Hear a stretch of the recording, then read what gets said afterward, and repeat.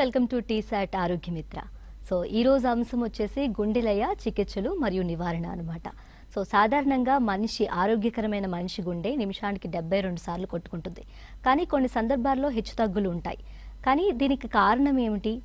మామూలుగా దీన్ని మెడికల్ లాంగ్వేజ్లో అయితే అరిథీమియా అని పిలుస్తారు. అసలు ఏంటి అరిథీమియా అండ్ ఎవరిలో ఈ వ్యాధి ఎక్కువగా కనిపిస్తుంది, దీనికి ట్రీట్మెంట్ ఏంటి, అలాగే చికిత్సలు కూడా డాక్టర్ గారిని అడిగి తెలుసుకుందాం. అండ్ ఈ అంశంపై మనతో మాట్లాడడానికి స్టూడియోలో ఉన్నారు and consultant cardiologist and cardiac electrophysiologist doctor Kiran Kumar Kanjarla గారు.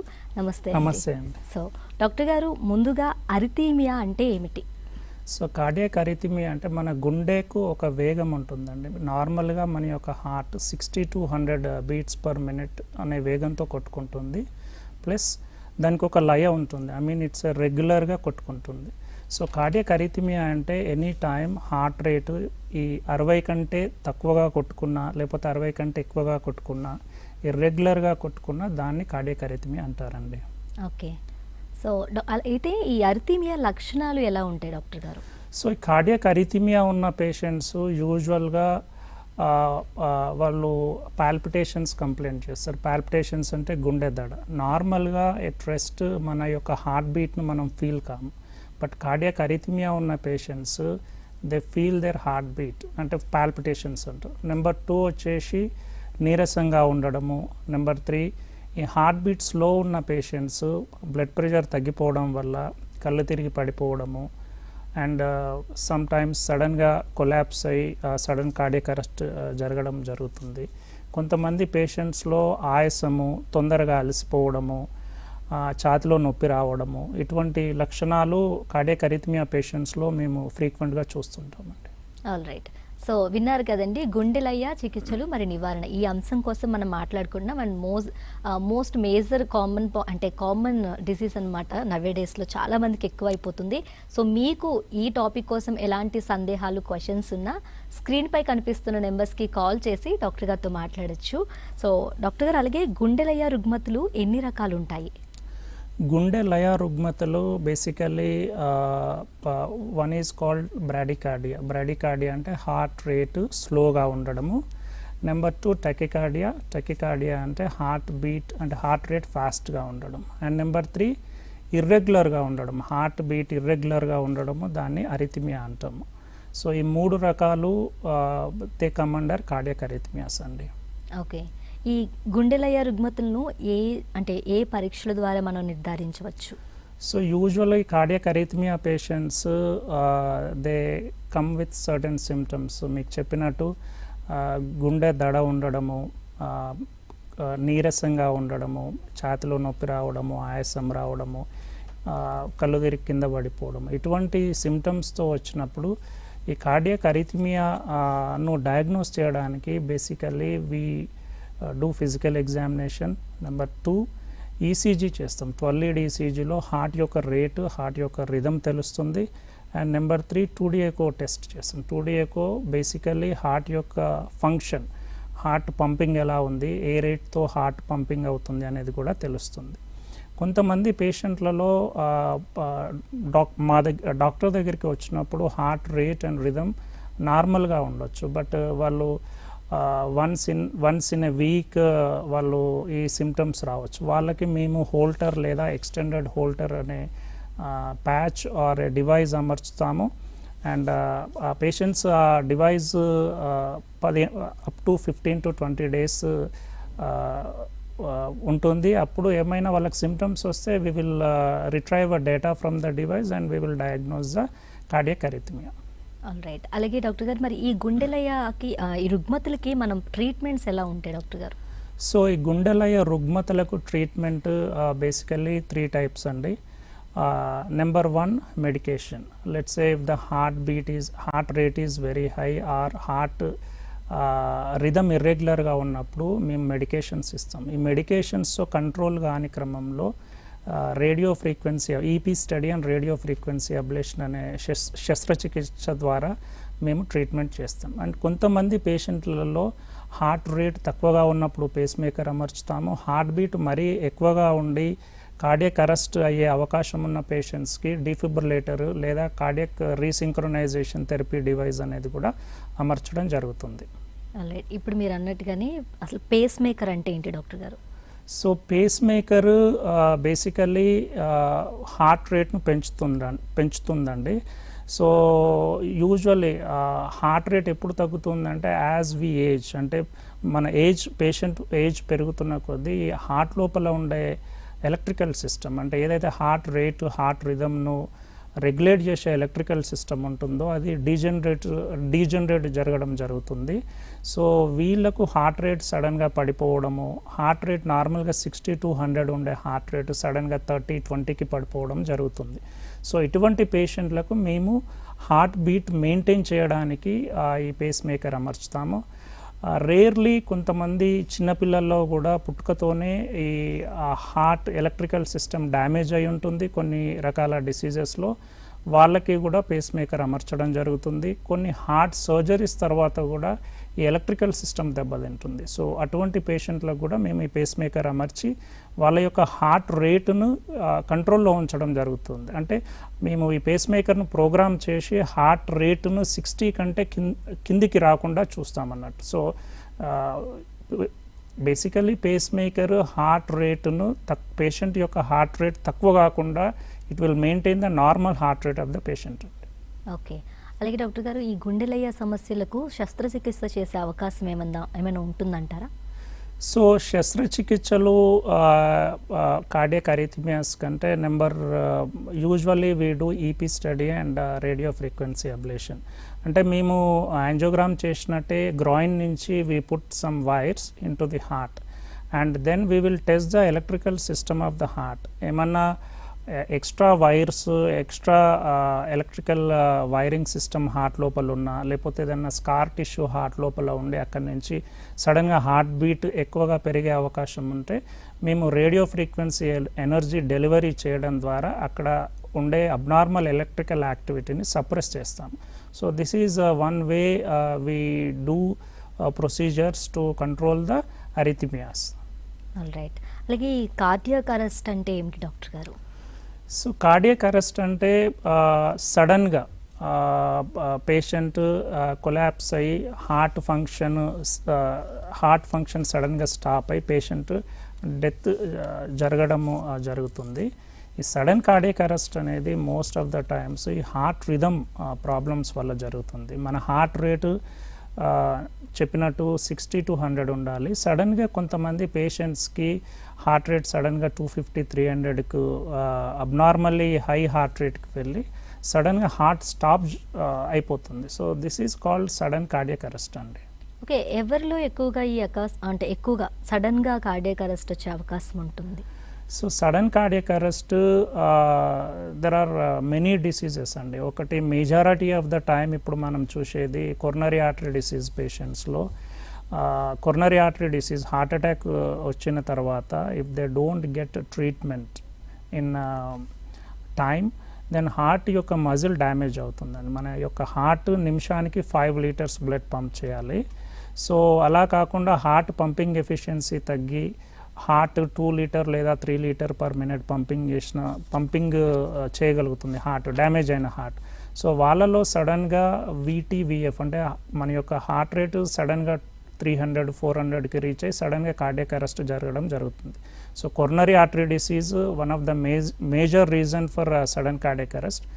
అది కాకుండా కొంతమంది పేషెంట్లలో కంజెనిటల్గా they have heart muscle problems, అంటే ఇప్పుడు హైపర్ట్రోఫిక్ కార్డియోమయోపతి అంటాము, అమైలాయిడోసిస్ అంటాం, సార్కాయిడోసిస్, ఇటువంటి ప్రాబ్లమ్స్ హార్ట్ మజిల్ ప్రాబ్లమ్స్ ఉన్న వాళ్ళకు కూడా అబ్నార్మల్గా హార్ట్ రేట్ సడన్గా ఇంక్రీజ్ అయ్యి సడన్ కార్డియాక్ అరెస్ట్ కావడం జరుగుతుంది.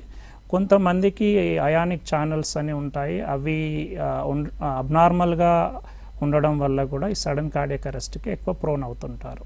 ఆల్రైట్. కాలర్ ఉన్నారు డాక్టర్ గారు, మాట్లాడదాం. హలో. నమస్తే అండి, మీ పేరు? నా పేరు కోసం. ఏం పేరండి? ప్రసన్న అండి. ప్రసన్న గారు, డాక్టర్ గారు ఉన్నారు, మాట్లాడండి. నమస్తే ప్రసన్న గారు, చెప్పండి. అండి మా బాబుకి హార్ట్ సర్జరీ అయింది. ఓకే.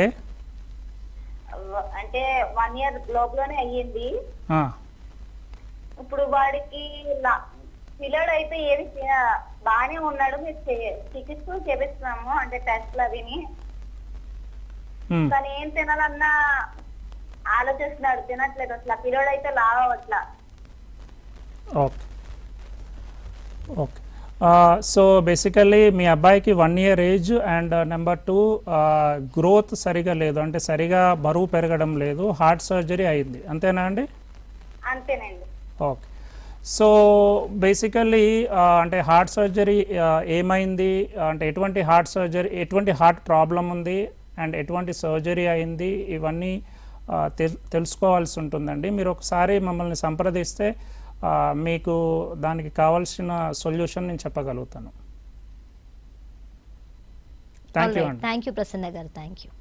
సో డాక్టర్ గారు, అలాగే ఎక్కువగా ఈ అరిథీమియా ఎలాంటి వారిలో ఎక్కువగా కనిపిస్తూ ఉంటుంది? అంటే ఎవరికైనా రావచ్చా, లేకపోతే వంశపారంపర్యంగా వచ్చే అవకాశం ఉంటుందంటారా? సో ఈ cardiac arrhythmia basically low heart rates, if you see low heart rates ఎక్కువగా 60 to 70 years ఏజ్ పైబడిన వాళ్ళకు వస్తుందండి హార్ట్ రేట్ స్లో ఉండడం. అండ్ నెంబర్ 2, వాళ్ళకి మనము lot of those patients require pace maker implantation. And number 2, high heart rate episodes అనేటివి coronary artery disease అంటే heart attack వచ్చిన పేషెంట్స్కి హార్ట్ మజిల్ డ్యామేజ్ కావడం వల్ల స్కార్ టిష్యూ ఫామ్ అయ్యి వాళ్ళకు వెంట్రిక్యులర్ టెకికార్డియా, ఇటువంటి హై హార్ట్ రేట్ ఎపిసోడ్స్ ఉండే కార్డియాక్ అరిథమియాస్ వాళ్ళలో కామన్గా వస్తుంటాయి. వీళ్ళే కాకుండా in general population heart electrical సిస్టంలో ఎక్స్ట్రా వైర్ ఉండడం వల్ల కూడా ఈ హార్ట్ రిథమ్ ప్రాబ్లమ్స్ వస్తాయి. కంజెనిటల్గా అంటే పుట్టుకతోనే వచ్చే ప్రాబ్లమ్స్ అంటే కొన్ని హార్ట్ ఏవైతే ఈ హార్ట్ ఎక్కువగా వైరింగ్ సిస్టమ్ ఉంటుందో అవి కంజెనిటల్ ఉంటాయి, కాకపోతే usually in their 20s and 30s అవి ప్రజెంట్ అవుతాయండి. Okay.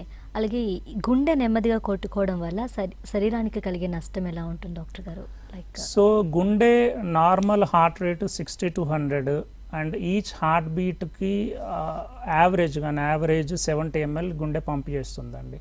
So if you take 72 as a normal heart rate and each beat pumps about 70 ml అనుకోండి, so 5 liters per minute pump చేస్తుంది. సడన్గా heart rate 30, 35, 40కి వచ్చినప్పుడు ఈ 5 liters pump చేయకుండా heart వచ్చేసి 2 liters, 2.5 liters, 3 liters pump చేస్తుంది. అప్పుడు ఆటోమేటిక్గా పేషెంట్ యొక్క బ్లడ్ ప్రెషర్ తగ్గిపోవడము, కళ్ళు తిరగడము, అన్కాన్షియస్ కావడము, సింకపీ జరుగుతుంది. హార్ట్ రేట్ ఇంకా టూ స్లో ఉంటే వాళ్ళు అన్కాన్షియస్ అయ్యి సడన్ కార్డియాక్ అరెస్ట్ కూడా జరగడం జరుగుతుంది. All right. అలాగే గుండె వేగంగా కొట్టుకోవడం వల్ల, అంటే బ్లడ్ పంప్ ఎక్కువగా చేసేది గుండెకే కాబట్టి, సో ఇది ఎక్కువగా కొట్టుకోవడం వల్ల మనకి బ్లడ్ ప్రెషర్ పెరిగే అవకాశం కానీ ఇంకెలాంటి నష్టాలు జరిగే అవకాశం కానీ ఉందంటారా?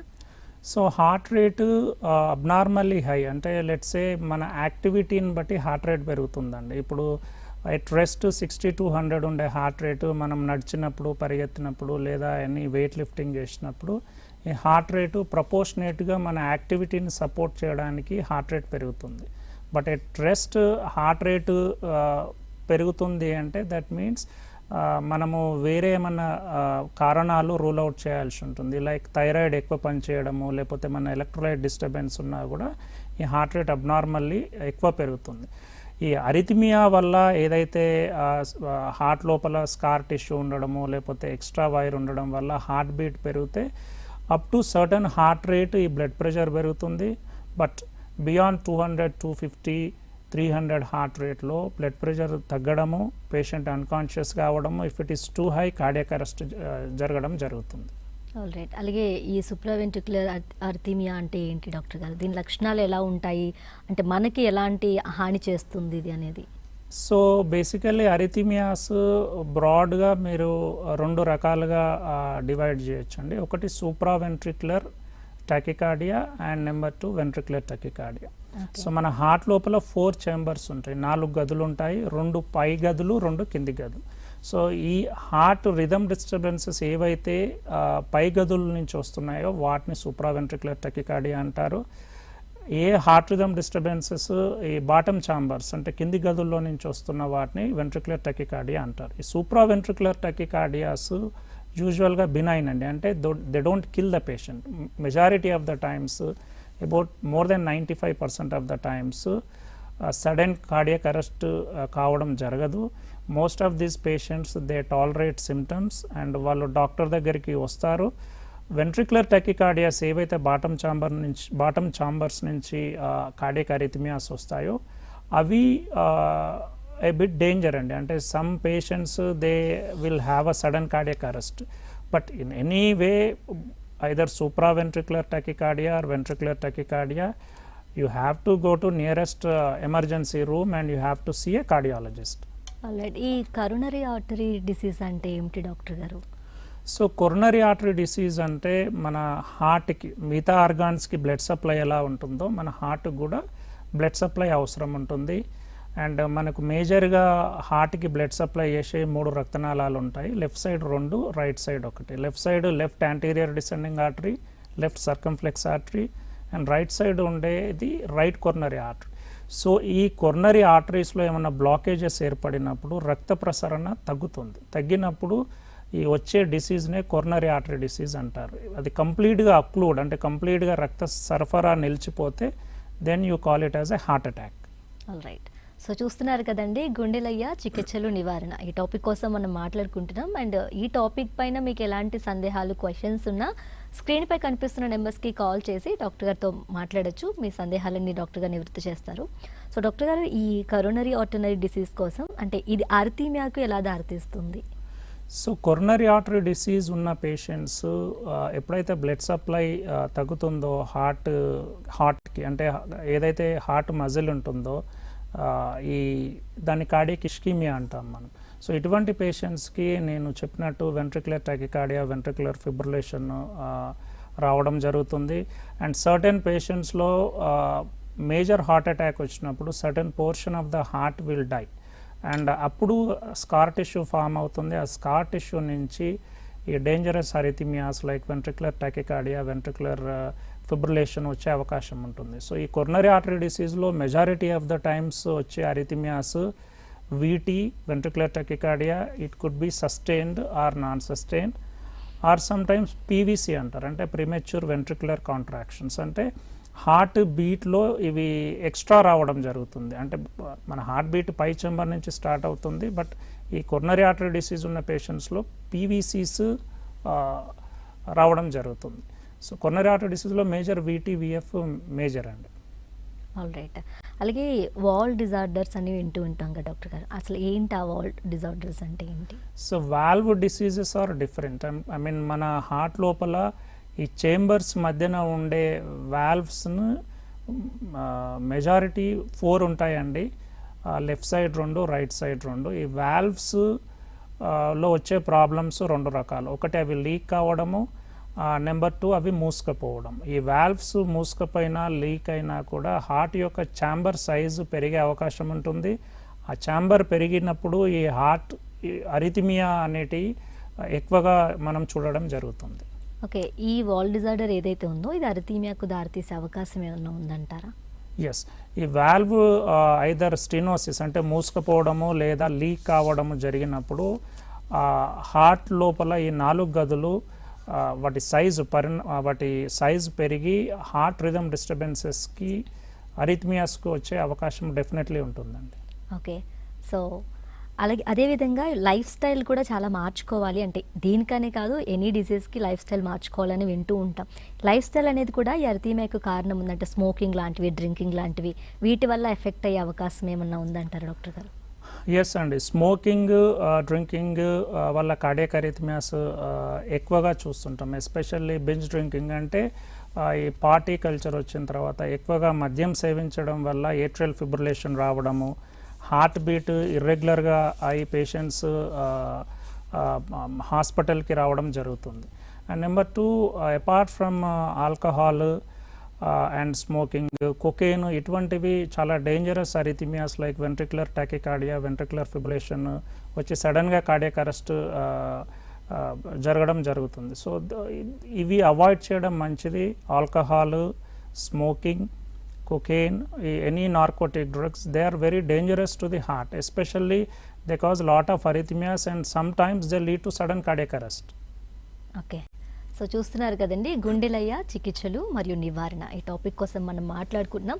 మీకు ఎలాంటి సందేహాలు ఉన్నా స్క్రీన్పై కనిపిస్తున్న నెంబర్స్కి కాల్ చేసి డాక్టర్ గారితో మాట్లాడొచ్చు మీరు. అండ్ అలాగే డాక్టర్ గారు, మెడిసిన్ వాడుతున్నాము లేదా లైఫ్ స్టైల్ మార్చేసుకున్నామని చెప్పి చాలామంది ఈ సమస్యను అశ్రద్ధ చేస్తూ ఉంటారు. సో అలా వాడితే పర్మనెంట్ సొల్యూషన్ దొరికినట్టేనా? సో కార్డియక్ రిథమ్ ప్రాబ్లమ్స్లో if the problem is very minor, let's say ఏదైనా అబ్నార్మల్గా వైరింగ్ సిస్టమ్ ఉండి which doesn't lead to sudden cardiac arrest, యూజువల్గా మేము మెడికేషన్ పేషెంట్స్కి ఇస్తూ ఉంటాం. కొంతమంది patients with medication they do well, but certain patients వచ్చేసి ఈ మెడికేషన్ ఇచ్చినా కూడా they continue to have symptoms అన్నట్టు. సో మెడికేషన్ ఒకటే పర్మనెంట్ సొల్యూషన్ కాదు. సర్టన్ పేషెంట్స్కి they require device implantation like face maker అవసరం పడవచ్చు, కొంతమందికి ఈ రేడియో ఫ్రీక్వెన్సీ అబ్లేషన్ కూడా అవసరం పడవచ్చు. All right. అండ్ ఇంతకు ముందు మీరు చెప్పినట్టు ఇప్పుడు పేస్ మేకర్ అనేది హార్ట్ బీట్ను నియంత్రించడంలో ఎంతవరకు సహాయం చేస్తుంది మనకి? సో పేస్ మేకర్ ఎప్పుడైనా కూడా పేషెంట్ యొక్క హార్ట్ రేట్ తగ్గినప్పుడు మనం పేస్ మేకర్ అమర్చడం జరుగుతుంది. ఈ పేస్ మేకర్ మనం అమర్చిన తర్వాత like it's like a small computer అండి. మనము దాన్ని we can program the pace maker అన్నట్టు. అంటే let's a lower rate limit, అంటే హార్ట్ రేటును లెట్స్ ఏ 60కి సెట్ చేశామనుకోండి, పేషెంట్ యొక్క హార్ట్ రేటు 60 కంటే బిలో రాకుండా ఉంటుంది. So we can program pace maker according to the patient needs also. Patient athlete అయి ఉండి if they require high heart rate, we can put a censor enabled pace maker so that ఈ rate రెస్పాన్స్తోని they can do more activity. Okay. అలాగే ఈ face మేకర్లో ఎన్ని రకాలు ఉంటాయి? Like ఎలాంటి సిచ్యువేషన్లో ఎలాంటి పేస్ మేకర్ యూజ్ చేయొచ్చు మనం? సో పేస్ మేకర్లో బేసికల్లీ డాక్టర్ ఒక్క నిమిషం, కాలర్ ఉన్నారు మాట. షూర్. హలో హలో హలో, నమస్తే అండి, మీ పేరు? చిన్నబాబు. మీ పేరండి? చిన్నబాబు. చిన్నబాబు గారు, డాక్టర్ గారు ఉన్నారు, మాట్లాడండి. మీరు కొంచెం టీవీ నుంచి దూరంగా వచ్చి మాట్లాడండి. చిన్నబాబు అండి. మాట్లాడండి. నమస్తే చిన్నబాబు గారు, చెప్పండి మీ సమస్య. చిన్నబాబు గారు మాట్లాడండి, డాక్టర్ గారు మాట్లాడుతున్నారు. నమస్కారం అండి. నమస్తే అండి, చెప్పండి. నాకు అప్పుడప్పుడు ఈ బిల్డింగ్లోనే కొద్దిగా ఎడమ పక్క ఈ పార్ట్లో నిప్పొస్తుంది. హలో, ఒకసారి నాకు ఎడమ ప్యాచ్ పక్కన నిప్పొస్తుంది. ఓకే. అది తర్వాత ఈ ఎడమ నుంచి తిరిగి జబ్బులు ఉన్నాయి కదా సార్, ఆ జబ్బలు కూడా నొప్పడుతుంది. ఓకే. 2 సార్లు మందులు వాడాను సార్, తగ్గలేదు. దానికి ఎడమ పొద్దు నుంచి కుడి పొద్దు నుంచి ఎడమ పొద్దుకి ఒక్కొక్కప్పుడు బాగా పెయిన్ వస్తుంది సార్. ఓకే. 2 టైం మందులు వాడాను సార్, దానికి తగ్గలేదు సార్. దానికి ఆపరేషన్ ఉంటుందని అనుకుంటున్నాను. ఈ ఒక్కొక్కసారి ఊపిరి పీల్చుకుంటే బాగా ఇబ్బంది అవుతుంది. కుడి పొద్దు నుంచి ఎడమ పొద్దు కుడి పొద్దు కొత్త తిరిగి బాగా లావుతుంది సార్ కుడి పొద్దుతో. ఓకే. ఓకే అండి. సో మీ క్వశ్చన్ బేసికల్లీ మీకు left sided heart left side chest pain వస్తుంది, కరెక్టేనా అండి? డిస్కనెక్ట్ అయినట్టు. సారీ అండి. ఓకే. ఆల్ రైట్, నెక్స్ట్ కాలర్తో మాట్లాడదాం. హలో హలో, చెప్పండి. మీ పేరేంటండి? నాగమణి అండి. నాగమణి గారు, డాక్టర్ గారు ఉన్నారు, మాట్లాడండి. ఏమండి డాక్టర్ గారు అండి? నమస్తే నాగమణి గారు, చెప్పండి. నా పేరు నాగమణి అండి. చెప్పండి. డాక్టర్ గారండి, మీకు నమస్కారం అండి. నమస్తే అండి, చెప్పండి. గారండి, మా ఆయన గారికి భోజనం చేసి పడుకున్నారండి. పడుకున్నాక ఇలాగ పక్కనే మంట వస్తుందని లేచారండి. లేచాకండి ఊళ్ళో డాక్టర్ గారు చేసేస్తే ఆ డాక్టర్ గారు ఒక ఇంజక్షన్ చేశారండి. ఆ తర్వాత మనిషి మరి మామూలుగా ప్రాణం పోయిందండి. ఓకే అండి. Okay. So basically left sided chest pain వచ్చింది, తర్వాత ఇంజెక్షన్ ఇచ్చిన తర్వాత ప్రాణం పోయింది అని అంటున్నారు. సో మోస్ట్ ప్రాబబ్లీ ఇది హార్ట్ అటాక్ అయి ఉంటుందండి మోస్ట్లీ. ఓకే. నాగమణి గారు, ఆల్ రైట్. నాగమణి గారు, డాక్టర్ గారు చెప్తున్నారు వినండి, టీవీ చూడకుండా మాట్లాడండి. ఆ, ఆ, టీవీ కంప్లీట్గా మ్యూట్లో పెట్టేసి మాట్లాడండి. ఆ, ఆ, చెప్పండి. ఆ, all right doctor, thank you Nagamani గారు. సో ఇంతకు ముందు అడిగిన విధంగా పేస్ మేకర్లో ఎన్ని టైప్స్ ఉంటాయి, అలాగే ఎలాంటి పేషెంట్స్కి ఎలాంటి పేస్ మేకర్ ఉపయోగపడుతుంది మనకి అనేది? Pace makers basically depending on number of wires we put. Single chamber face maker అంటామండి, అందులో సింగిల్ వైర్ ప్లేస్ చేస్తాం హార్ట్ లోపల. And number 2 dual chamber face maker అంటాము, అందులో మేము 2 వైర్స్ హార్ట్ లోపల ప్లేస్ చేస్తాము. And number 3 is called CRT, cardiac resynchronization therapy. యూజువల్గా హార్ట్ ఫెయిల్యూర్ పేషెంట్స్లో మేము ఈ 3 వైర్ సిస్టమ్ ఇంప్లాంట్ చేస్తాం. Apart from that nowadays leadless pace makers వచ్చాయండి, అంటే ఎటువంటి వైర్ లేకుండా డైరెక్ట్ ఈ పేస్ మేకర్ను గుండెలో అమర్చడం జరుగుతుంది. So basically 3 types depending on the number, and number 2 without wire it is called leadless pacemaker. Okay doctor గారు, అలాగే ఈ అరిథీమియా ఉన్న వారిలో సాధారణంగా హార్ట్ బీట్ ఎలా ఉంటుంది? సో అరిథిమియా ఉన్న వాళ్ళలో హార్ట్ బీట్ టూ స్లో ఉండొచ్చు అండి, అంటే బిలో 60 beats per minute ఉండొచ్చు. Number 2 above 100 beats per minute ఉండొచ్చు, that is at rest. And number 3 ఇర్రెగ్యులర్గా ఉండొచ్చు. ఏదైతే హార్ట్ రేట్ ఉంటుందో యూజువల్గా it is regular rhythm, but ఇర్రెగ్యులర్గా కొట్టుకోవడము అనేది కూడా మనం ఈ అరిథిమియా పేషెంట్స్లలో చూస్తుంటాం. అంటే too slow, too fast and irregular heart beat ఈ అరిథిమియా పేషెంట్స్లో మనం చూస్తూ ఉంటాం. ఓకే, ఇప్పుడు అన్నట్టు టూ ఫాస్ట్ టూ లో అని అంటున్నారు కాబట్టి అరిథిమియా ఉన్నవారు పరిగెత్తడం కానీ లేకపోతే ఆయాసం లాంటి అంటే అవి వచ్చే పనులు కానీ చేయడం ప్రమాదకరంగా భావించవచ్చా మనం? అరిథిమియా ఉన్న patient it depends on the disease అండి, cardiac disease. Let's say certain disease like hypertrophic cardiomyopathy లేదా అరిథ్మోజెనిక్ రైట్ వెంట్రిక్యులర్ డిస్ప్లేషియా అంటాం. ఏదైతే హార్ట్ కండరం యొక్క జబ్బు ఉంటుందో ఈ patients with strenuous physical activity they are more prone for cardiac arrest.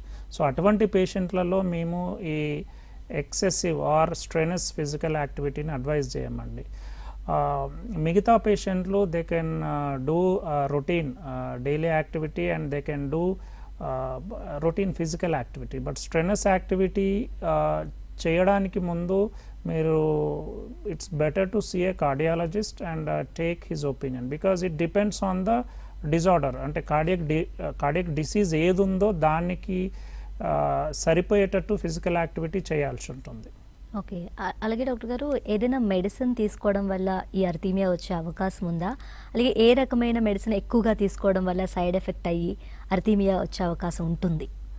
So medication usually లో హార్ట్ రేట్స్ ఎప్పుడు వస్తాయి విత్ మెడికేషన్ అంటే lot of times blood pressure medication తీసుకుంటారు లాట్ ఆఫ్ పేషెంట్స్. ఈ బ్లడ్ ప్రెషర్ ఎక్కువ ఉన్న వాళ్ళు ఈ తీసుకునే మెడికేషన్, కొన్ని మెడికేషన్స్ హార్ట్ రేట్ను స్లో చేస్తాయి, like beta blockers, calcium channel blockers, ఇవి హార్ట్ రేట్ను స్లో చేస్తూ ఉంటాయి. సో అది ఒకటి. నెంబర్ 2 నవేడేస్ స్టిమ్యులెంట్స్ లైక్ యాంఫెటమైన్స్, ఈ వెయిట్ లూజింగ్ డ్రగ్స్ ఇవి తీసుకోవడం వల్ల కూడా కార్డియక్ అరిథిమియాస్ రావడం జరుగుతుంది, హార్ట్ రేట్ పెరగడం జరుగుతుంది. So certain medications they increase the heart rate, certain medications they decrease the heart rate, and certain medications they will lead to irregular heartbeat. Okay doctor గారు, అలాగే పేస్ మేకర్ వన్స్ ఇన్సెట్ చేసిన తర్వాత ఆ patient ఎలాంటి precautions తీసుకోవాలి, life స్టైల్ని ఎలా change చేసుకోవాలి? సో పేస్ మేకర్ ఇన్సర్ట్ చేసిన తర్వాత ఫస్ట్ 1 month వరకు they should not lift anything above 5 kg, అంటే 5 kgs కంటే ఎక్కువ బరువును వాళ్ళు మోయరాదు, number 1. Number 2 over stretching activities కూడా అవాయిడ్ చేయాలి ఫస్ట్ 1 month వరకు. 1 month అయిపోయిన తర్వాత they can do all the activities, there is no restriction for any activity after 1 month. And when it comes to food habits there are no restrictions, they can వాళ్ళు సాధారణ భోజనము లేదా they can take their routine food, there are no restrictions అన్నట్టు. Pace మేకర్కి ఫుడ్కి ఎటువంటి restriction సంబంధం లేదండి. Physical activity normal daily routine physical activity they have to do. Only restriction is they cannot lift anything above 5 kgs with the left arm, and number 2, they cannot do overstretching activities. That is for 1 month. After 1 month, they can do all physical activity, and they continue to take a normal diet. Okay, అలాగే ఈ pace maker పనితీరుకు like పనిచేసేటప్పుడు ఏదైనా అంటే ఆటంకం కలిగించే కార్యకలాపాలు కానీ లేకపోతే ఏమైనా వస్తువులు కానీ ఏమన్నా ఉన్నాయంటారా like? So face maker usually the majority of the times electromagnetic field ఉన్నప్పుడు there will be some interference, and face maker యొక్క ఫంక్షన్ టెంపరీగా అది ఇన్హిబిట్ చేస్తుంది. అంటే ఎలక్ట్రోమాగ్నెటిక్ ఫీల్డ్ అంటే యూజువల్గా మనము చూసేది ఎంఆర్ఐ చేస్తున్నప్పుడు నెంబర్ 1. నెంబర్ 2, ఎక్కడైనా ఎయిర్పోర్ట్లలో దే చెక్ సెక్యూరిటీ చెక్ పాయింట్లలో there will be some magnetic field, and అటువంటప్పుడు ఈ పేస్ మేకర్ యొక్క ఫంక్షన్ ఇన్హిబిట్ అవుతుంది. So that is number 2. So usually but nowadays all pacemakers are MRI compatible. They can undergo MRI even after they get a pacemaker. So but MRI ki mundu we have to program the device. Edaithe device mem program chestamo MRI ki mundu ante programming lo konni changes chestamo. MRI ayipoyin tarvata malli okasari reprogram cheyalsi untundi. ఇది ఎంఆర్ఐకి అంటే cardiac ఎంఆర్ఐకి సంబంధించి. Apart from that they can continue to do their daily routine.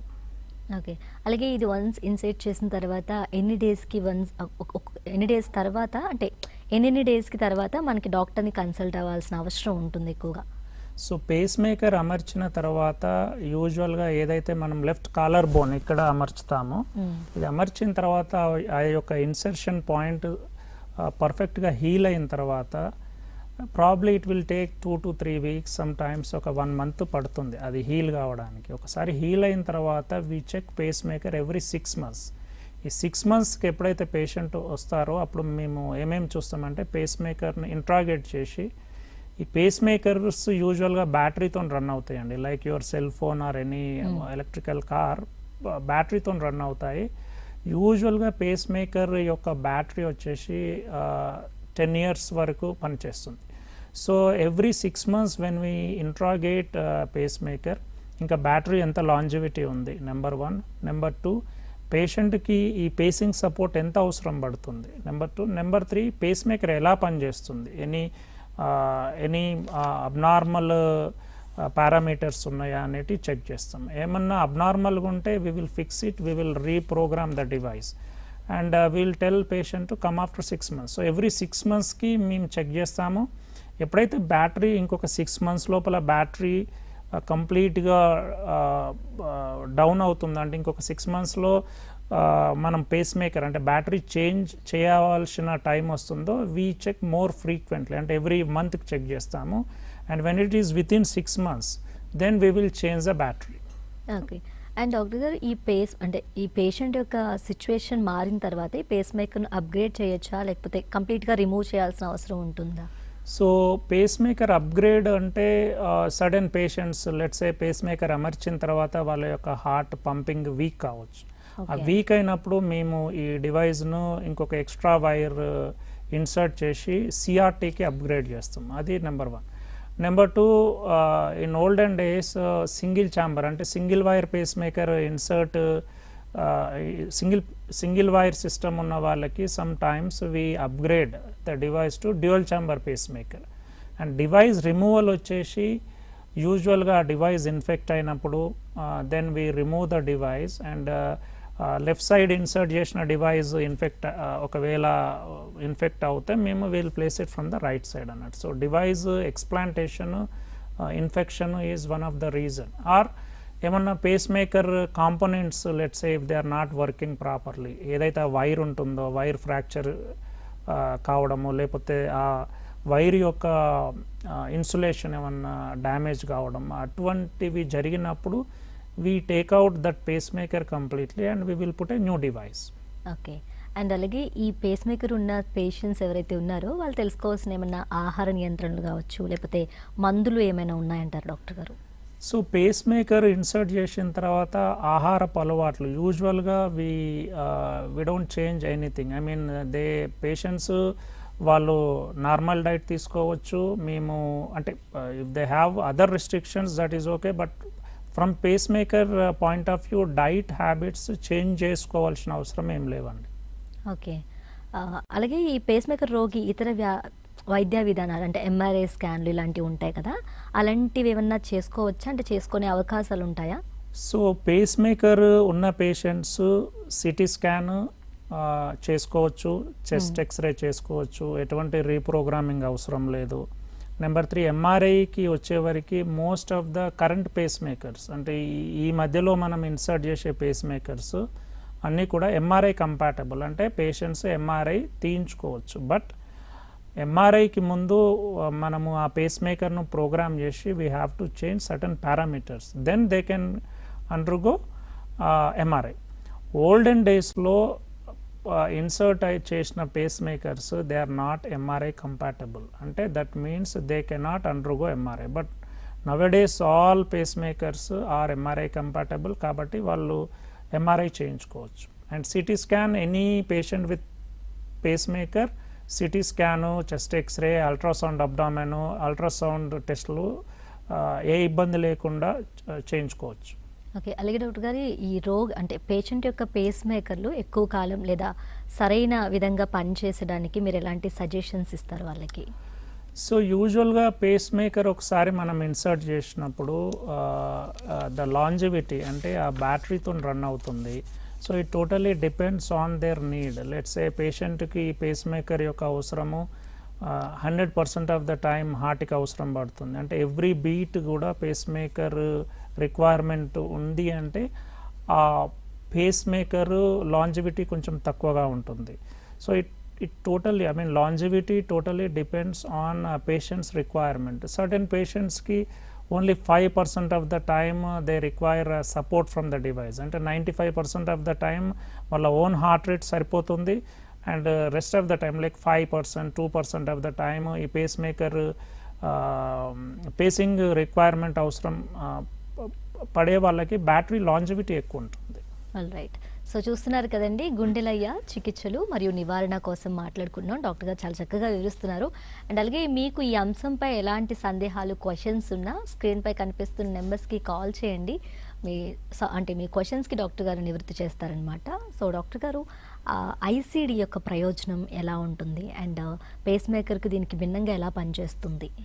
So ICD అంటే basically it's called defibrillator, implantable defibrillator. మీరు మూవీస్లో చాలాసార్లు చూసుంటారు. ఎప్పుడైతే సడన్గా కార్డియాక్ అరెస్ట్ జరిగిన పేషెంట్ అన్రెస్పాన్సివ్ ఉన్నా కూడా ఎక్స్టర్నల్గా ప్యాడిల్స్తోని they will give a shock, but that is in the hospital. ఇప్పుడు out of the hospital, at home or outside ఈ సడన్గా కార్డియాక్ అరెస్ట్ జరిగినప్పుడు అంత టైం ఉండదు పేషెంట్ని సేవ్ చేయడానికి. అప్పుడు అటువంటి పేషెంట్స్కి లేదా అటువంటి VT/VF అంటే ventricular tachycardia, ventricular fibrillation risk ఉన్న పేషెంట్స్కి, నెంబర్ 2 ఆల్రెడీ ఒకసారి సడన్ కార్డియాక్ అరెస్ట్ అన్రెస్పాన్సివ్ అయ్యి సిపిఆర్ మిగతావి చేసిన తర్వాత వాళ్ళు రికవర్ అయిన పేషెంట్స్కి మనం ఈ ఇంప్లాంటబుల్ డిఫిబ్రిలేటర్స్ ఇంప్లాంట్ చేయడం జరుగుతుంది. సో బేసికల్లీ వీటి ఫంక్షన్ ఏంటంటే డిఫిబ్రిలేటర్స్, పేస్ మేకర్స్ ఏమో హార్ట్ రేటు లో ఆర్ హార్ట్ బీట్ స్లో ఉన్నప్పుడు హార్ట్ రేటును మెయింటైన్ చేస్తాయి. డిఫిబ్రిలేటర్స్ వచ్చేసి when the heart rate goes up like 250, 300, 350 heart rate వచ్చి సడన్గా కొలాప్స్ అయ్యి సడన్ కార్డియాక్ డెత్ అయ్యే పేషెంట్స్కి డిఫిబ్రిలేటర్ ఈ VT/VFను పర్ఫెక్ట్గా డయాగ్నోస్ చేసి ఇంటర్నల్గా షాక్ ఇచ్చి పేషెంట్ కార్డియాక్ అరెస్ట్ కాకుండా కాపాడుతాయి. ఓకే. అలాగే డాక్టర్ గారు, ఈ ఐసీడీ ఏదైతే ఉందో పేషెంట్ ఏ సిచ్యువేషన్లో ఉన్నప్పుడు అంటే రిఫర్ చేస్తారు మీరు? సో ఐసీడీస్ యూజువల్గా ఎప్పుడు ఇంప్లాంట్ చేస్తామంటే 2 థింగ్స్ అండి. ఒకటి primary prevention, number 2 secondary prevention for sudden cardiac death. Primary prevention అంటే ఎలా అంటే పేషెంట్స్కి who are at high risk for having these arrhythmias అంటే ventricular tachycardia, ventricular fibrillation high risk ఉన్న పేషెంట్స్ యూజువల్గా మనము హార్ట్ అటాక్ తర్వాత హార్ట్ పంపింగ్ చాలా వీక్ ఉన్న పేషెంట్స్కి ఈ సడన్ కార్డియాక్ రిస్క్ ఎక్కువగా ఉంటుంది, వాళ్ళకి ఐసీడీ మనం ఇంప్లాంట్ చేస్తాం. ఇంకొంతమంది పేషెంట్స్ జెనెటికల్లీ అంటే వంశపారంపర్యంగా వచ్చే డిసీజెస్ లైక్ హైపర్ట్రోఫిక్ కార్డియోమయోపతి లేకపోతే అయానిక్ ఛానల్స్ ఏమన్నా ప్రాబ్లం ఉన్న వాళ్ళకి, వీళ్ళకు హై రిస్క్ ఉన్న పేషెంట్స్కి కూడా మనం డిఫిబ్రిలేటర్ ఇంప్లాంట్ చేయడం జరుగుతుంది. కొంతమంది పేషెంట్స్ VT-VF వచ్చి వాళ్ళు హాస్పిటల్లో ఆర్ అవుట్ సైడ్ హాస్పిటల్లో రిసెస్టేట్ కాబడి హాస్పిటల్కి వాళ్ళు వచ్చిన వాళ్ళకి కూడా మనము డిఫిబ్రిలేటర్ ఇంప్లాంట్ చేయడం జరుగుతుంది. ఓకే. అండ్ డాక్టర్ గారు, ఈ ఐసీడీ అంటే ఎలా ఇన్సెట్ చేస్తారు, దాని తర్వాత రికవరీ ప్రాసెస్ ఎలా ఉంటుంది? So basically ICD and pacemaker surgery or implant technique same అండి. So basically what we do is ఈ లెఫ్ట్ కాలర్ బోన్ కింద జస్ట్ బిలో దాట్ ఒక మనం చిన్న ఇన్సిషన్ ఇచ్చి ఒక చిన్న పాకెట్ క్రియేట్ చేస్తాం స్కిన్ కింద. Then we will put the device just below the skin. మీరు అక్కడ పిక్చర్లో చూస్తున్నారు, స్కిన్ కింద పెడతాము. దెన్ ఆ వైర్స్ వచ్చేసి హార్ట్ లోపలికి వెళ్తాయి. మనము హార్ట్ లోపల వాటిని స్క్రూ ద్వారా వాటిని మనం ఫిక్స్ చేయడం జరుగుతుంది. యూజువల్గా ఈ ప్రొసీజర్స్ 1 to 1.5 hours పడుతుందండి. They are very safe procedures, more than 98% of the time. I mean, they are easily doable procedures and very safe procedures. And procedure ayin tarvata we will keep them in hospital for about 12 hours. Okay. So let's say if I do it in the morning, next day morning memo ee patients nu discharge chestam. Okay. And eela food diet ela undali doctor garu? So either defibrillator or pacemaker ki we don't recommend any specific diet or we don't restrict any kind of food and they can, I mean, they continue to take the regular food. అలాగే ఈ ICD ఏదైతే ఉందో ఇది ప్రాణాంతక అర్థీమియాలను ఎలా గుర్తిస్తుంది, అలా చికిత్స ఎలాగా ఇస్తుంది వాటికి అనేది కొంచెం ఎక్స్ప్లెయిన్ చేయగలరా? సో ఈ డిఫిబ్రిలేటర్ యూజువల్గా ఏం చేస్తుందంటే అండి, నార్మల్గా పేషెంట్ యొక్క హార్ట్ రేటు హార్ట్ రిథమ్ నార్మల్గా ఉన్నంత వరకు it will continue to observe, monitor చేస్తుంటారు. బట్ ఎప్పుడైతే పేషెంట్ యొక్క heart rate let's say 250 or above 200 వెళ్తుందో it will recognize the dangerous heart rhythm and immediately it will deliver internal shock and it will reassess the heart rhythm అన్నాడు. మళ్ళీ normal heart rhythm back అయ్యారా వచ్చిందా లేదా చూసి, ఒకవేళ రాకపోతే మళ్ళీ రిపీట్ షాక్ డెలివరీ చేస్తుంది. ఒకవేళ పేషెంట్ ఫస్ట్ షాక్తోనే నార్మల్ రిథమ్కి వచ్చేది ఉంటే then it will again continue to monitor patients heart rate and heart rhythm అండి. ఓకే. అలాగే డాక్టర్ గారు, ఈ ఐసీడీని అంటే ఎన్ని డేస్కి ఒకసారి మనం అబ్జర్వ్ చేస్తూ ఉండాలి, లైక్ ఏముంటుంది అసలు అందులో అనేది మనకి ఎలా తెలుస్తుంది? So basically ICD like a pacemaker battery సహాయంతో నడుస్తుంది. అండ్ నెంబర్ 2 ఐసీడీకి డ్యూయల్ ఫంక్షన్ ఉంటుంది. ఒకటి హార్ట్ రేట్ ఎక్కువగా ఉండి డేంజరస్ హార్ట్ రిథమ్స్ వచ్చినప్పుడు ఇంటర్నల్గా షాక్ ఇచ్చి నార్మల్ రిథమ్కి తీసుకొస్తుంది. నెంబర్ 2 హార్ట్ రేట్ స్లో ఉన్నా కూడా మనము ఆ డివైస్ను ప్రోగ్రామ్ చేసి పేస్ మేకర్ లాగా కూడా వాడుకోవచ్చు. అండ్ ఎంత ఫ్రీక్వెంట్గా మనము ఈ పేషెంట్స్ని చూడాలి అంటే, నెంబర్ 1 పేషెంట్స్కి ఐసీడీ షాక్ డెలివరీ అయినప్పుడు they will feel that pain. అప్పుడు మనము we have to interrogate the డివైస్ని ఇంట్రాగేట్ చేసి పేషెంట్కు ఏ హార్ట్ రిథమ్ ఉంది ఆ టైంలో, is it appropriate shock or inappropriate shock, we will know when we interrogate the device. And number 1. Number 2, if they don't get any shocks, then every 6 months ki manam ee device ni interrogate chestamu. Interrogate chesinappudu number 1 longevity, battery life ఎంత ఉంది. number 2, ఏమన్నా other అరిథమియాస్ ఏమన్నా వస్తున్నాయా, వేరే అరిథమియాస్ ఏమన్నా వస్తున్నాయా అనేది తెలుస్తుంది. Number 3, patients heart failure patients ఉంటే ఫ్లూయిడ్ స్టాటస్ ఎలా ఉందనేది కూడా తెలుస్తుంది. సో దానివల్ల మనము ఈ హార్ట్ ఫెయిల్యూర్ పేషెంట్స్కి మెడికేషన్ అడ్జస్ట్ చేసుకునే వెసులుబాటు ఉంటుంది. ఓకే. అలాగే డాక్టర్ గారు, ఈ ఐసీడీ ఉన్న పేషెంట్స్ ఎవరైతే ఉంటారో వాళ్ళు తెలుసుకోవాల్సిన లైఫ్ స్టైల్ కానీ లేకపోతే ఏమైనా జాగ్రత్తలు కానీ ఏమైనా ఉన్నాయంటారా?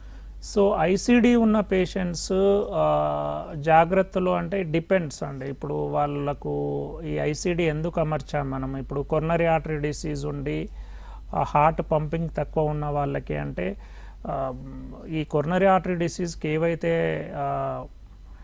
ఏవైతే హార్ట్ ఫుడ్ అయినా యాక్టివిటీ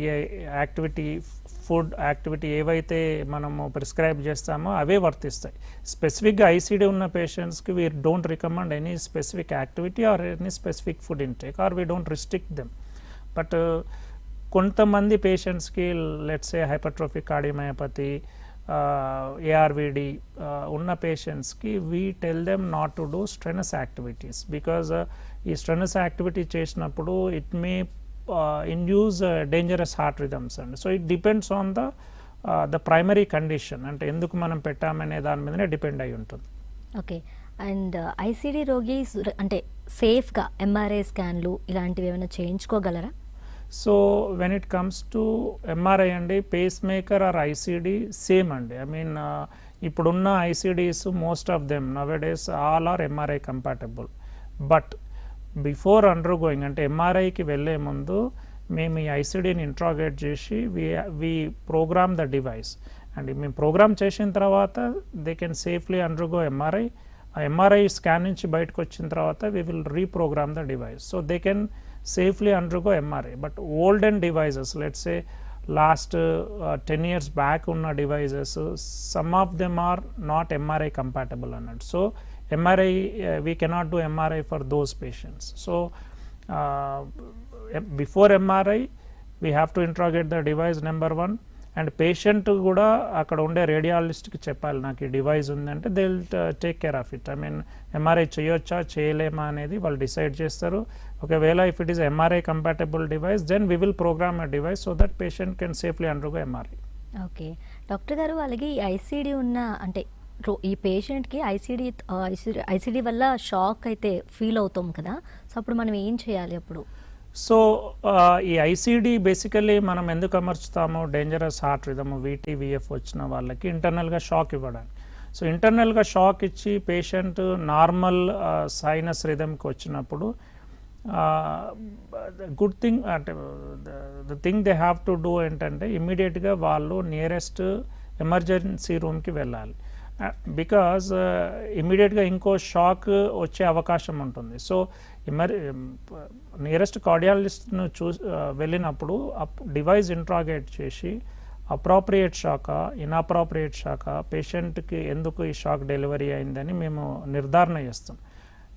ఒకవేళ అది అప్రాప్రియేట్ షాక్ అవుతే we will adjust the medication అన్నట్టు. ఈ పేషెంట్కి అరిథిమియా ఎందుకు వస్తుంది, ఎంత ఫ్రీక్వెంట్గా వస్తుందో మేము నిర్ధారించి మెడికేషన్ అడ్జస్ట్ చేయడం వల్ల ఈ ఫ్రీక్వెంట్ షాక్స్ను మనం అరికట్టడం జరుగుతుంది. కొంతమంది పేషెంట్స్కి ఏంటంటే మేము రేడియో ఫ్రీక్వెన్సీ అబ్లేషన్ చేసి ఈ అరిథిమియాని కంట్రోల్ చేయడం జరుగుతుంది. ఓకే. అండ్ దీని తర్వాత అంటే వన్స్ వాళ్ళు షాక్ ఫీల్ అయిన తర్వాత తీసుకోవాల్సిన ప్రికాషన్స్ ఏమైనా ఉంటాయా డాక్టర్ గారు? సో ఇమీడియట్గా షాక్ డెలివరీ అయిన తర్వాత ఇమీడియట్గా వాళ్ళు హాస్పిటల్కి రావాలి.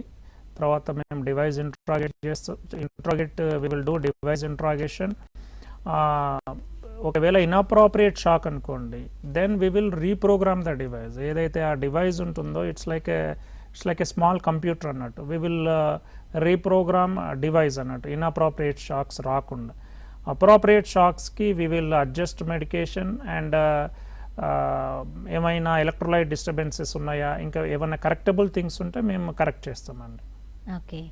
అండ్ డాక్టర్ గారు, అంటే ఈ అరిథిమియా రావడానికి సర్టెన్ ఏజ్ ఉంటుందా, అంటే ఈ ఏజ్ దాటిన తర్వాత వస్తుంది, ఈ ఏజ్ లోపే వస్తుంది అనేది ఏమన్నా ఉంటుందా, లేకపోతే ఎనీ సిచ్యువేషన్లో ఎనీ ఏజెస్కి వచ్చే అవకాశాలు ఉంటాయా? సో అరిథిమియాకి దెర్ ఈజ్ నో ఏజ్ అండి. ఐ మీన్ కంజెనిటల్గా అంటే చిన్నపిల్లలకు కూడా మేము అరిథిమియాస్ చూస్తుంటాము. అంటే పుట్టుకతో ఈ ఎలక్ట్రికల్ వైరింగ్ సిస్టమ్ ఏదైతే ఉంటుందో అందులో ఎక్స్ట్రా వైర్స్ ఉండడం వల్ల కూడా చిన్నపిల్లల్లో కూడా ఈ అరిథిమియా చూస్తాము. But majority of the time ఈ VT-VF అనేవి ఎల్డర్లీ పీపుల్ అంటే కొర్నరీ ఆర్టరీ డిసీజ్ ఉన్న పీపుల్లోనేమో VT-VF చూస్తాము. చిన్నపిల్లల్లో ఏమో ఎక్కువగా ఈ ఎలక్ట్రికల్ వైరింగ్ ఇష్యూస్ ఉన్న వాళ్ళని చూస్తాం. సో ఏజ్ స్పెసిఫిక్ అని ఏం లేదండి, ఏజ్తో సంబంధం లేకుండా ఈ కార్డియాక్ అరిథిమియాస్ వస్తుంటాయి. అండ్ ఇప్పుడు మీరు చెప్పినట్టుగానే చిన్నపిల్లల్లో కూడా చూస్తూ ఉంటామని అన్నారు. అంటే ఎలాంటి సిచ్యువేషన్లో అరిథిమియా వచ్చే అవకాశం ఉంటుంది చిన్నపిల్లలకి? So most of the times ఈ అరిథిమియాస్ అంటే చిన్నపిల్లలకి లెట్స్ సే సూప్రావెంట్రికులర్ టెకికార్డియా ఉంటుంది. సో అవి సడన్గా వస్తాయండి. అంటే it's not related to activity or any food intake or anything, సడన్గా ప్రజెంట్ అవుతారు most of the times. And ఈ ప్రజెంట్ అయినప్పుడు and some times they may not feel it also, అంటే పేషెంట్స్ కూడా తెలియదు. వాళ్ళు సడన్గా ఎప్పుడన్నా రొటీన్ చెకప్కి వెళ్ళినప్పుడు ఈ అబ్నార్మల్ హార్ట్ రేట్ ఉండడం వల్ల they recognise it and we will see those patients also, అంటే they walk into our clinic with this high heart rate, asymptomatic కూడా ఉండే అవకాశం ఉంటుంది. ఓకే. అండ్ అలాగే ఈ పేషెంట్కి ఏ సిచ్యువేషన్లో మనకి ఎక్కువ గుండెలయ తక్కువగా ఉన్నట్టు అనిపిస్తుంది డాక్టర్ గారు? అంటే హార్ట్ రేట్ తక్కువ. యా. సో హార్ట్ రేట్ తక్కువ అనేది majority of the times above 70 years ఉన్న పీపుల్కి ఈ ఎలక్ట్రికల్ సిస్టమ్ ఏదైతే హార్ట్ రేట్ రెగ్యులేట్ చేసే ఎలక్ట్రికల్ సిస్టమ్ ఉంటుందో అది డీజనరేట్ కావడం వల్ల హార్ట్ రేటు తక్కువగా ఉండే అవకాశం ఉంటుంది. బట్ రేర్లీ సమ్ టైమ్స్ చిన్నపిల్లల్లో కూడా ఈ అంటే కొన్ని కండిషన్స్ ఉంటాయండి, హార్ట్ కంజెంటల్ హార్ట్ డిసీజ్ అంటాం, అందులో కూడా ఈ హార్ట్ రేట్ తక్కువగా ఉండే అవకాశం ఉంటుంది. అండ్ నెంబర్ 3 చిన్నపిల్లలలో హార్ట్ సర్జరీస్ తర్వాత కూడా ఈ హార్ట్ రేట్ తక్కువగా ఉండే అవకాశం ఉంటుంది. ఓకే. అలాగే ఎక్కువ హార్ట్ బీట్ ఎక్కువగా ఎప్పుడు ఏ సిచ్యువేషన్లో అవుతుంది? సో కంజెనిటల్గా ఎలక్ట్రికల్ వైరింగ్ సిస్టంలో ఎక్స్ట్రా వైర్ ఉండడము ఉన్న వాళ్ళకి ఈ అరిథమియా ఉంటుంది. And number 2 cardiac heart attack వచ్చిన తర్వాత కూడా ఈ హార్ట్ బీట్ ఎక్కువగా ఉండే అవకాశం ఉంది. ఓకే. అండ్ డాక్టర్ గారు చాలా వరకు మేము వింటూ ఉంటాం బయట ఫ్యాట్ వచ్చే ఫుడ్స్ వల్ల కూడా, ఆయిల్స్ వల్ల కూడా అంటే గుండెకి ఏదైనా జరిగే అవకాశం ఉందని అంటుంటారు కదా. So majority of the time ఈ fatty food or obesity, diabetes, hypertension ఇవన్నీ కూడా they lead to coronary artery disease అండి. ఈ కొర్నరీ ఆర్టరీ డిసీజ్ వల్ల హార్ట్ అటాక్ రావడము, తర్వాత హార్ట్ మజిల్ డ్యామేజ్ కావడము, అండ్ ఈవెన్చువల్లీ హార్ట్ ఫెయిల్యూర్ రావడము అండ్ కార్డియక్ అరిథమియాస్ రావడం జరుగుతుంది. So if lifestyle modification, ఏదైతే ఫుడ్ హ్యాబిట్స్ చేంజ్ చేసుకోవడము, ఫిజికల్ యాక్టివిటీ చేయడము, హెల్తీ లైఫ్ స్టైల్ మెయింటైన్ చేయడం వల్ల ఈ హార్ట్ అటాక్ రాకుండా ఉండడము అండ్ హార్ట్ ఫెయిల్యూర్ ఆర్ అరిథమియాస్ రాకుండా ఉండడం జరుగుతుందండి. సో డాక్టర్ గారు అలాగే ఈపీ స్టడీ కోసం ఎక్కువగా వింటూ ఉంటాం కదా, అసలు ఏంటి EP study? So EP study అంటే బేసికలీ ఏదైతే మన హార్ట్ రేట్ రిథమ్ను రెగ్యులేట్ చేసే ఎలక్ట్రికల్ సిస్టమ్ని టెస్ట్ చేయడం, అంటే ఈ వైరింగ్ సిస్టమ్ సరిగా ఉందా లేదా, నెంబర్ 1. నెంబర్ 2 ఈ సడన్గా హార్ట్ రేట్ ఎక్కువగా ఎందుకు వస్తుంది and A part of the heart నుంచి వస్తుంది, ఏమైనా ఎక్స్ట్రా వైరింగ్ ఉందా, ఇవన్నీ టెస్ట్ చేసేదాన్ని ఎలక్ట్రోఫిజియలాజికల్ స్టడీ అంటారండి. ఓకే. అండ్ అలాగే ఆర్ఎఫ్ఏ కోసం కూడా మనం ఎక్కువగా వింటూ ఉంటాం. ఆర్ఎఫ్ఏ ట్రీట్మెంట్ అంటే ఏంటి డాక్టర్ గారు, అండ్ ఎలాంటి సిచ్యువేషన్లో మనం పేషెంట్స్కి ఇది ఇవ్వాల్సి వస్తుంది? సో రేడియో ఫ్రీక్వెన్సీ అబ్లేషన్ అంటే బేసికల్లీ లెట్స్ ఏ పేషెంట్కి హార్ట్ రేట్ ఎక్కువగా ఉంటుంది. సో 2 things అండి, ఒకటి ఎక్స్ట్రా ఎలక్ట్రికల్ వైర్ ఉండడము ఆర్ ఎనీ స్కార్ టిష్యూ ఉండడం. ఈ 2 ఉన్నప్పుడు ఏంటంటే సడన్గా హార్ట్ బీట్ పెరగడం జరుగుతుంది. అటువంటి పేషెంట్లలో మేము ఈ రేడియో ఫ్రీక్వెన్సీ ఎనర్జీ ద్వారా పర్టికులర్ లొకేషన్కి రీచ్ అయ్యి ఆ ఎనర్జీ డెలివరీ చేసి అక్కడి నుంచి కరెంట్ కండక్ట్ కాకుండా చేస్తాం. ఎక్స్ట్రా వైర్ ఉంటే ఆర్ ఈ స్కార్ టిష్యూ ఉన్న దగ్గర we will modify it so that ఈ ఎక్స్ట్రా బీట్స్ రాకుండా కంట్రోల్ చేయగలుగుతాం. అండ్ కార్డియాక్ ఎలక్ట్రోఫిజియాలజీ అని కూడా వింటున్నాం మేము ఈ మధ్య, అంటే ఏంటి డాక్టర్ గారు, దాన్ని కొంచెం ఎస్టాబ్లిష్ చేసి చెప్తారు? సో కార్డియాక్ ఎలక్ట్రోఫిజియాలజీ అనేది కార్డియాలజీలో ఒక సబ్ స్పెషాలిటీ అండి. అంటే ఆఫ్టర్ కార్డియాలజీ ఒక 2 years సపరేట్ ట్రైనింగ్ ఉంటుంది. So basically cardiac electrophysiologist job అంటే it's basically electrician of the heart అన్నట్టు. అంటే హార్ట్ రేట్ స్లో ఉన్నా, హార్ట్ రేట్ ఫాస్ట్ ఉన్నా, హార్ట్ రేట్ ఇర్రెగ్యులర్ ఉన్నా ఈ కార్డియాక్ ఎలక్ట్రోఫిజియాలజిస్టులు ట్రీట్ చేస్తుంటారు. అండ్ మీకు చెప్పినట్టు ఒకటి medication, number 2 devices like pacemakers, defibrillators, and number 3 EP study and radio frequency ablation. So ఈ కార్డియాక్ ఎలక్ట్రోఫిజియాలజీ ఏదైతే సబ్ స్పెషాలిటీ చేసిన డాక్టర్స్ని కార్డియాక్ ఎలక్ట్రోఫిజియాలజిస్ట్ అంటారు. They are specialised in dealing with this heart rate and heart rhythm issues. Okay. And ఈ arrhythmia సాధారణంగా like sub disorders ఏమన్నా ఉన్నప్పుడు కూడా వచ్చే అవకాశాలు ఉంటాయి, లైక్ షుగర్, బీపీ అలాంటి వాటి వల్ల కూడా? అంటే షుగర్, బీపీ ఇండైరెక్ట్గా కార్డియాక్ అరిథమియాస్కి కాజ్ అవుతాయండి. అంటే షుగర్, హై బీపీ ఉన్న patients they are at risk for coronary artery disease and eventually heart attack రావడము, VTVF ఇండైరెక్ట్గా కాజ్ జరుగుతుంది. అండ్ హైపర్ టెన్షన్ ఉన్న పేషెంట్స్కి యూజువల్గా హార్ట్ మీద ఎక్కువ లోడ్ పడి ఛాంబర్ డైలటేషన్ ఉండడం వల్ల ఏట్రియల్ ఫిబ్రిలేషన్, ఫ్లటర్ ఇటువంటి హార్ట్ రిథమ్ డిస్టర్బెన్సెస్ రావడం జరుగుతుంది. ఓకే. అండ్ డాక్టర్ గారు ఇంతకుముందు చెప్పారు స్మోకింగ్, డ్రింకింగ్ వల్ల కూడా ఎఫెక్ట్ అయ్యే అవకాశం ఉంది అని అంటున్నారు కదా. సో ముఖ్యంగా అంటే బేసికలీ మనం తీసుకోవాల్సిన ప్రికాషన్స్ ఏంటి వీటిని దూరం పెట్టడానికి? So basically smoking, alcohol they are dangerous. అంటే when it comes to cardiac arrhythmias alcohol atrial fibrillation cause చేస్తుంది. అంటే ఇట్స్ ఇర్రెగ్యులర్ హార్ట్ బీట్ అన్నట్టు. అండ్ స్మోకింగ్ కూడా హార్ట్ రేట్ను పెంచడము, ఇర్రెగ్యులర్ హార్ట్ బీట్ రావడానికి కూడా కారణమవుతుంది. సో స్మోకింగ్, ఆల్కహాల్ అవాయిడ్ చేస్తే మంచిదండి. సో ఈ అరిథమియా రాకుండా మనం తీసుకోవాల్సిన లైఫ్ స్టైల్ ఎలా ఉండాలి, దాని తర్వాత ఫుడ్ హ్యాబిట్స్ ఎలా మార్చుకోవాలి అనేది కూడా కొంచెం ఎక్స్ప్లెయిన్ చేయండి డాక్టర్ గారు. సో అరిథమియాస్ రాకుండా ఉండాలి అంటే నెంబర్ 1 ఒకటి ఆల్కహాల్ అవాయిడ్ చేయాలి, smoking and excessive caffeine intake తీసుకోకూడదు. And other drugs like weight తగ్గడానికి nowadays they are using amphetamines, lot of those drugs they have to avoid, cocaine, all those things they have to avoid. And healthy lifestyle indirect ga in a long run cardiac arrhythmias రాకుండా protect చేస్తుంది. Okay. And nowadays చాలా వింటున్నాం ఆయిల్స్లో కూడా, అంటే మనం వాడే ఆయిల్స్లో కూడా ఇది వచ్చే అవకాశం ఉందని అంటున్నారు. సో ఎలాంటి ఆయిల్స్ తీసుకోవాలి మన ఫుడ్లో అనేది? సో బేసికలీ కార్డియాక్ అరిథమియాస్కి and the kind of oil we intake, it's not directly related, but when it comes to heart attacks, saturated fatty oils are not good అండి. సో saturated fatty oilsను అవాయిడ్ చేస్తే better. Okay, all right. Thank you doctor గారు, thank you so much, చాలా చక్కగా వివరించారు. And చూసారు కదండి, గుండెలయ్య చికిత్సలు నివారణ ఈ టాపిక్ కోసం డాక్టర్ గారు చాలా చక్కగా వివరించారు. అండ్ డాక్టర్ గారు చెప్పిన ప్రికాషన్స్ అన్ని పాటించండి. సో మీ గుండెకి మీరే బాధ్యులు కాబట్టి చక్కగా చూసుకోండి. సో ఇదన్నమాట ఇవాల్టి ఆరోగ్య మిత్ర. నెక్స్ట్ వీక్ మళ్ళీ కలుద్దాం. అంటిల్ దెన్ కీప్ వాచింగ్ టీజాట్. థ్యాంక్ యూ అండి.